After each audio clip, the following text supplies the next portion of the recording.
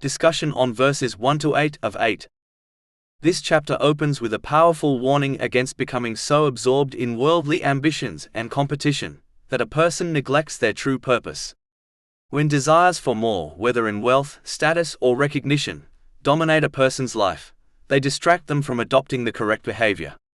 True success lies in using the blessings one has been granted in accordance with Islamic teachings, thereby attaining peace of mind in both worlds through a balanced mental and physical state, and by placing everything and everyone in their proper position. Chapter 102 at Takathur, verse 1. Worldly competition for more diverts you. This diversion is subtle yet dangerous. A person may believe they are progressing and achieving success, yet in reality, they are being pulled further away from what truly benefits them. The constant pursuit of more creates a cycle of dissatisfaction, where no achievement feels sufficient and no possession brings lasting contentment. Instead of bringing peace, this competition often fuels anxiety, comparison, and restlessness, leaving a person internally unsettled even if they appear outwardly successful. It is therefore essential to recognize that worldly things, such as fame, wealth, authority, family, friends, and career, only hold real value when accompanied by inner tranquility. Without peace of mind, these blessings lose their purpose and instead become sources of pressure and difficulty. Wealth can become a burden of responsibility and fear, status can lead to constant comparison and insecurity, and relationships can become strained when they are not managed with balance and sincerity. This reality is clearly observed in many who possess abundant material success, yet struggle with inner turmoil. Despite enjoying luxuries and recognition, they often face anxiety, dissatisfaction, and emotional instability. Their condition demonstrates that material gain alone cannot fulfill the deeper needs of a person. Rather, it is the correct use of these blessings, guided by obedience to Allah, the Exalted, that transforms them into sources of comfort and stability. When a person prioritizes divine guidance over endless worldly competition, they break free from this cycle of distraction. They begin to see worldly things for what they truly are, tools and tests, not ultimate goals. This shift in perspective allows them to use their blessings wisely, maintain balance in their life, and achieve genuine peace of mind, something that cannot be purchased, earned, or competed for, but only attained through living in accordance with the guidance of Allah, the Exalted. Chapter 102 at Takathur, verse 1. Worldly competition for more diverts you. One of the primary factors that leads people to adopt this misguided behavior is the tendency to blindly follow the dominant trends and attitudes within their society. In many cases, societal norms are shaped by an excessive pursuit of worldly desires and ambitions, where success is measured by material gain, status, and outward appearances rather than moral integrity or spiritual accountability. When a person is constantly exposed to such an environment, they may begin to assume that what is common must also be correct. As a result, they imitate the majority without pausing to reflect, question, or evaluate whether these behaviors align with the guidance of Allah, the Exalted.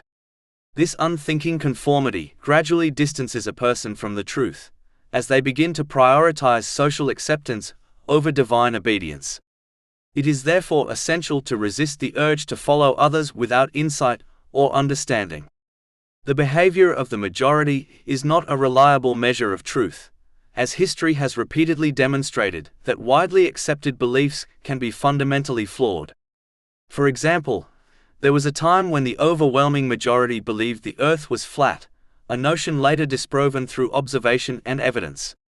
This illustrates that truth is not determined by numbers, but by evidence and correctness. Acting like cattle, simply moving in the direction of the crowd without thought, leads to poor decisions in both worldly and spiritual matters. Allah, the Exalted, warns against this very attitude, as it often results in deviation from the correct path. Chapter 6 Al-An'am, verse 116. And if you obey most of those upon the earth, they will mislead you from the way of Allah. They follow not except assumption, and they are not but guessing. Rather than surrendering to societal pressure, a person must utilize the intellect and reasoning that Allah, the Exalted, has granted them. Each situation should be assessed carefully, based on knowledge, evidence, and reflection, so that decisions are made with clarity and purpose. This may sometimes require a person to stand apart from the majority, which can be difficult, but it is a necessary step in remaining firm upon the truth. Islam does not encourage blind imitation, especially in matters of faith. Instead, it calls people to seek knowledge, understand it properly, and act upon it with sincerity. Chapter 12 Yusuf, verse 108. Say, this is my way, I invite to Allah with insight, I and those who follow me. Through this approach, a person safeguards themselves from misguidance, maintains balance in their life, and ensures that their actions are aligned with divine guidance rather than fleeting societal trends. As previously highlighted, when a person fails to truly recognize and reflect upon the harmful consequences of pursuing unchecked worldly desires and ambitions, they will inevitably continue to misuse the blessings they have been granted. This misguided outlook gradually distorts their priorities and prevents them from attaining a balanced mental and physical state. Instead of placing things and people in their proper positions, they begin to elevate temporary matters above what is truly important. As a result, the very elements of life that are meant to bring comfort, such as family, friends, wealth, and career, become sources of stress, anxiety, and inner conflict. Rather than benefiting from these blessings, they are burdened by them, as they lack the correct framework through which to manage and appreciate them. If this pattern continues, the individual will begin to misattribute the cause of their distress. Instead of recognizing that their own disobedience to Allah, the Exalted, and misuse of blessings is the root problem, they will blame external factors and people within their lives, such as their spouse, relatives, or colleagues. This misjudgment often leads them to distance themselves from those who may actually be a source of support and goodness. In doing so, they further isolate themselves, intensifying their emotional and psychological struggles. Over time, this can spiral into more serious conditions, including chronic stress, severe anxiety, depression, substance dependency, and even destructive thoughts. This downward trajectory is not hypothetical. It is clearly observable in the lives of many who outwardly possess wealth, fame, and comfort, yet inwardly suffer from deep dissatisfaction and instability. Chapter 102 at Takathur, verses 1-2. Worldly competition for more diverts you until you visit the graveyards. It is also essential to understand that the grave is not a final destination, but merely a temporary station. It is a transitional phase between worldly life and the ultimate accountability on the Day of Judgment. Referring to it as a visit emphasizes its temporary nature, indicating that every person will move beyond it to face the consequences of their actions. Therefore, a life spent in heedlessness, driven by unchecked desires, does not end in relief at death but instead leads to a far greater and more serious reality. In a hadith recorded in Jami at Tirmidhi, number 2460, the Holy Prophet Muhammad, peace and blessings be upon him, explained that the grave is not a neutral resting place, but rather it becomes either a garden from paradise or a pit from hell. This teaching provides a deeper insight into what awaits a person immediately after death. For the one who lived in sincere obedience, the grave expands, fills with comfort, and becomes a place of tranquility and ease. In contrast, for the one who persisted in disobedience, it becomes constricted, dark, and filled with distress. This vivid description is not merely symbolic. Rather, it is a powerful reminder that the state of the grave is directly connected to how a person lived their life. It highlights that death is not the end, but the beginning of a new phase where the consequences of one's choices begin to unfold. In reality, every individual carries the seeds of their final outcome with them from this world. The grave does not arbitrarily become a place of comfort or punishment. Instead, a person's own deeds shape it. When a person obeys Allah, the Exalted, by fulfilling His commands, avoiding His prohibitions, and responding to life's circumstances with patience in accordance with the traditions of the Holy Prophet Muhammad, peace and blessings be upon him, they are in fact constructing a place of peace for themselves. Their correct use of blessings, whether wealth, health, time, or knowledge, translates into deeds that illuminate and expand their grave. On the other hand, when a person misuses these blessings and persists in disobedience, they are effectively building for themselves a place of hardship and regret. Their sins manifest as darkness and restriction, forming the very pit in which they will reside until the Day of Judgment. For this reason, it is essential that a person acts without delay. The timing of death is unknown, and often arrives suddenly, without warning or preparation. Postponing repentance or delaying good deeds is therefore a dangerous illusion, as tomorrow is never guaranteed. Just as people dedicate immense effort to decorating and improving their homes in this temporary world, they should exert even greater effort in preparing their grave, which will be their dwelling for a far longer period. The journey to it is certain, and once a person enters it, they cannot return to make amends. If the condition of the grave is one of suffering, then what follows will be even more severe, as warned in Sunan ibn Majah, number 4267. It is also crucial to remember that everything a person values in this world, family, wealth, status, and occupation, will ultimately abandon them at the grave. None of these will accompany them except their deeds, which alone will determine their state. Furthermore, a person must not deceive themselves into believing that a mere verbal claim of faith is sufficient to secure success in the hereafter. Faith is not simply a statement uttered by the tongue. It is a reality that must be reflected in one's actions. Throughout Islamic teachings, it is made clear that true faith manifests in obedience, sincerity, and consistent effort. While in this world a person may be regarded as a Muslim based on their outward declaration, the judgment in the hereafter belongs solely to Allah, the Exalted, who knows the hidden realities of the heart. A person who claims belief yet fails to support it with action may, in reality, possess a hollow faith.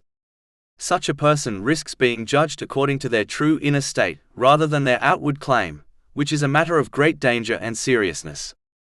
In addition, neglecting to act upon faith places a person at risk of losing it altogether before death.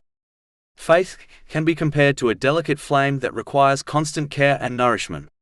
Just as a fire fades when it is not fed, faith weakens when it is not sustained through obedience, reflection, and good deeds. Persistent neglect, sin, and heedlessness can gradually extinguish this light without a person even realizing it. This is the greatest loss a person can suffer, as it deprives them of guidance in this world and salvation in the next. Therefore, it is essential for a person to protect, nurture, and strengthen their faith through continuous effort, ensuring that it remains alive and firm until their final moment. Chapter 102 at Takathur, verses 3-8. No. You are going to know.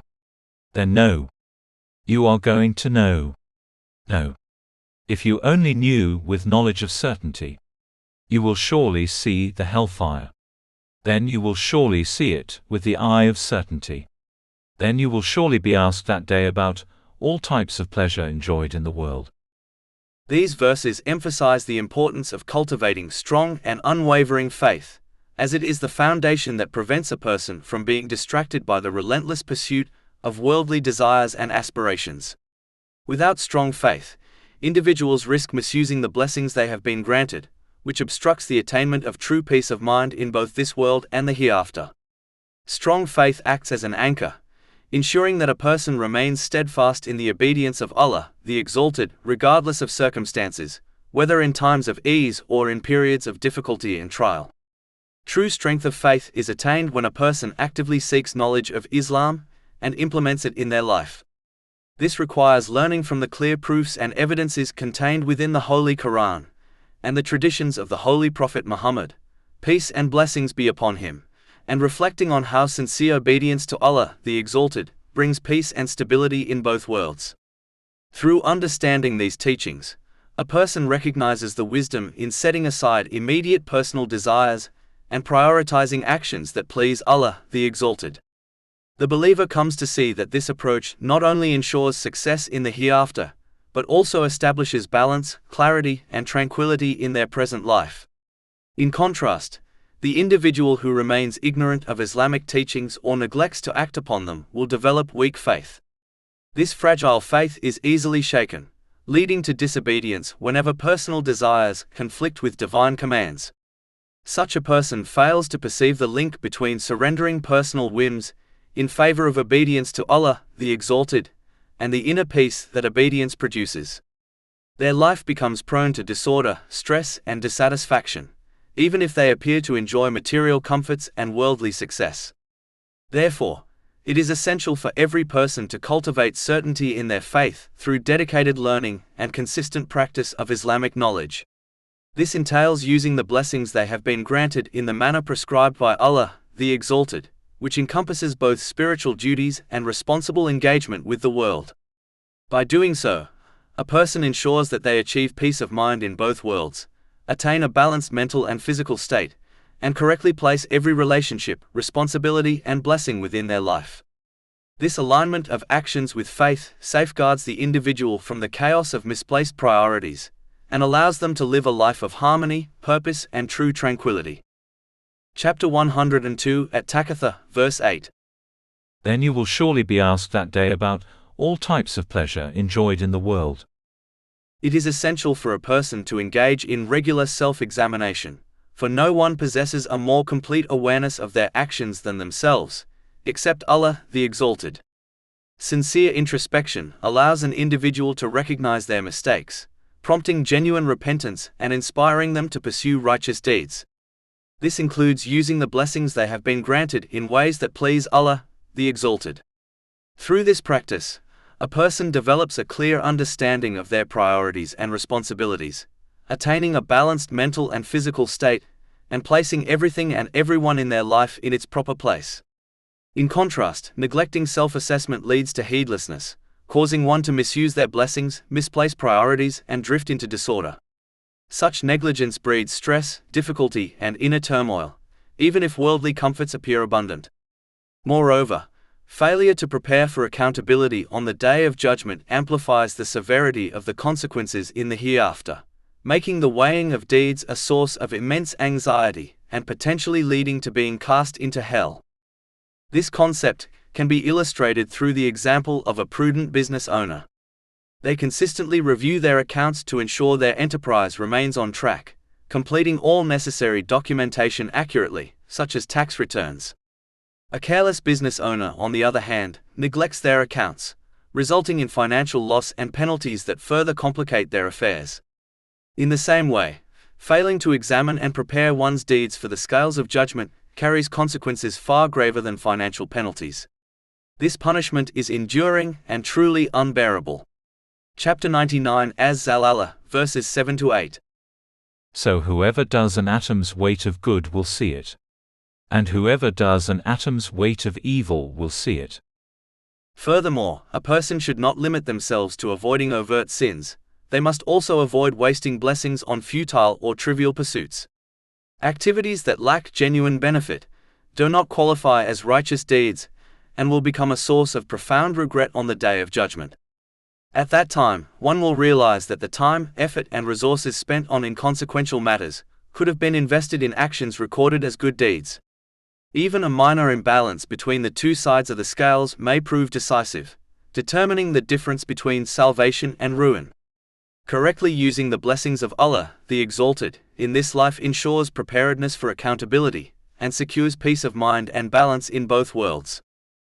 In conclusion, it is essential for a person to genuinely embrace and actively implement the teachings of Islam for their own benefit, even when doing so conflicts with personal desires or inclinations. Their approach to divine guidance should mirror that of a disciplined and reflective patient who trusts the expertise of a skilled physician. Such a patient understands that the prescribed treatment, regardless of its difficulty, strictness, or bitterness, is necessary to preserve their health and ensure long-term well-being. Likewise, a person who submits to the guidance of Allah, the Exalted, attains not only spiritual fulfillment but also mental clarity, physical stability, and the ability to place every blessing, responsibility, and relationship in its proper context. This is because Allah, the Exalted, alone possesses perfect and complete knowledge of human nature and the universe. He alone knows what is required for an individual to achieve sound mental and physical health, and to maintain proper balance in life. Human knowledge, no matter how sophisticated, is inherently limited. Despite centuries of study in fields such as psychology, medicine, and social sciences, people cannot resolve every difficulty, prevent all forms of stress, or guarantee complete stability. Human understanding is constrained by incomplete experience, imperfect observation, and personal biases, while Allah, the Exalted, encompasses total and absolute knowledge of all things.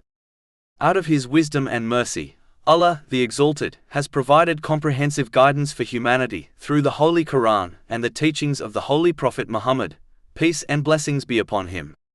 Observing those who follow this guidance compared to those who neglect it reveals a striking difference. Individuals who align their lives with divine instruction exhibit stability, sound judgment, and harmony in their affairs, while those who turn away often experience confusion, imbalance, and inner unrest. Just as a patient may trust a doctor without fully understanding the science behind the treatment, Allah, the Exalted, does not demand blind adherence. Instead, He invites reflection, contemplation, and recognition of the signs present in the world. People are called to approach His teachings with sincerity, insight, and fairness, avoiding imitation, prejudice, or inherited assumptions. Chapter 12 Yusuf, verse 108. Say, this is my way, I invite to Allah with insight, I and those who follow me. Furthermore, Allah, the Exalted, alone governs the inner state of human beings, the spiritual heart, which is the true source of peace and tranquility. He determines who attains contentment, and who does not. Chapter 53 and Najm, verse 43. And that it is He who makes one laugh and weep. This reveals that genuine peace of mind does not arise from worldly achievements, possessions, or indulgence in desires. True tranquility comes only from using the blessings one has been granted, in ways that align with divine guidance. Those who live according to the commands of Allah, the Exalted, achieve mental, physical, and spiritual balance, maintaining clarity, order, and harmony in all aspects of their lives. In contrast, those who misuse or neglect their blessings fall into confusion, disorder, and distress, regardless of the material comforts they possess. Therefore, authentic serenity and fulfillment can only be attained by submitting to the wisdom revealed by Allah, the Exalted, and recognizing that His guidance is the sole path to balance, success, and lasting peace in both this world and the hereafter. Chapter 16 and Nahl, verse 97. Whoever does righteousness, whether male or female, while he is a believer, we will surely cause him to live a good life, and we will surely give them their reward in the hereafter according to the best of what they used to do. All praise is due to Allah, Lord of the worlds, and may peace and blessings be upon His final messenger, Muhammad, his noble family and companions.